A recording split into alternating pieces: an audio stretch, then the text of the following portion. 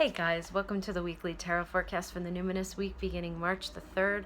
I'm Lindsay Mack, and the card that I've pulled for us this week is Knight of Cups. So, some really potent energy this week, some really challenging energy in its own way this week. I encourage you to release your story or expectation of any court card as being about a person. It might be about a person for you, but let's just say that it's not, for the sake of argument. And then after this, you can go back to thinking it's a person. Why do I encourage you to release expectations of that? Because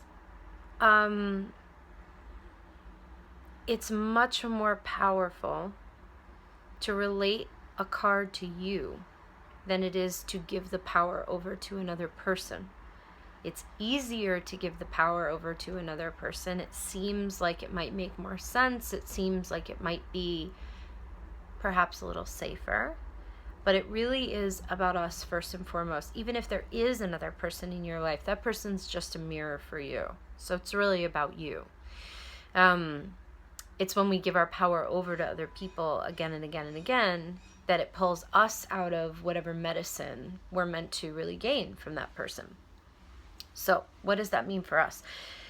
Knight of Cups, above all other things, is an invitation to live life with ease and grace. So what that looks like is being in a traffic jam and certainly not being zenned out, but being able to be in a place of trust and of safety and of personal balance with whatever arises from life, whether it be that we're stuck in a traffic jam or we missed our flight, whatever it is, whatever it happens to be, we're being asked to really meet whatever arises for us in life with gentleness, ease, and grace.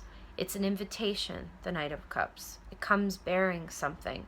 The cup that is related to the cups suit, no matter if it's, 2, 3, 4, 5 of cups or a actual court card, all relates to taking a sip from the divine waters of remembering our true birthright, and that is that we come into this plane worthy of love.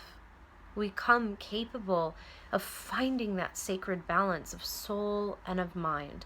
And that's really, to me, what I'm getting this week, what Knight of Cups is about.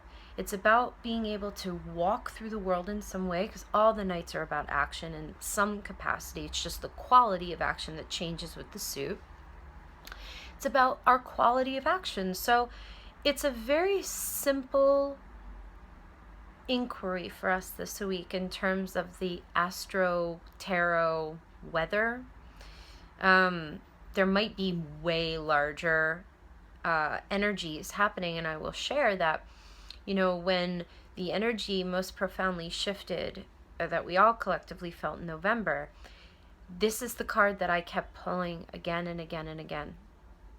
No matter where you stand on the political spectrum, again, we are all in a massive evolution, whether or not you're excited about it or you're not. So what all of us share, the invitation that all of us are in, is one. It's the same. And that is that through these times that are very intense, very rocky, very, some might use the word traumatic, the potential to be, we can choose to walk through the world bearing gentleness, aiming and leaning toward gentleness and ease and grace, and the trust that no matter what weather patterns arise, there will eventually be a calm in the storm. We will eventually be able to see to be clear. So this is about taking personal responsibility for how we move through the world and the kind of energy that we're beaming out. Again, we've spoken a little bit a couple weeks past. I'm getting a lot this week about burnout. It's really important to have strong boundaries with our phones and reading and talking and being exposed to things outside of a place that you can do something about it. If you're mindlessly flipping through your phone at 2 o'clock in the morning, there's very little you can do. It depends, maybe. But if there's nothing you can do, Drop into yourself instead, rather than exporting it out into something else. And let's face it, all this, we're obsessively on our phones before this too. So now it's really quite crucial to stop, unless it's really in alignment, unless we really feel we have the space for it. Otherwise, we're going to walk through the world unavailable, sending out a different invitation than I know we really want to. So regardless of what arises for you this week, whether it's very difficult or very easy, consider ease and grace. It's not weakness, it's responsible.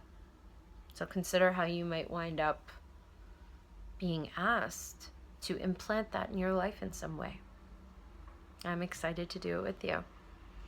Have a beautiful week, and I'll see you next time. Thank you for listening.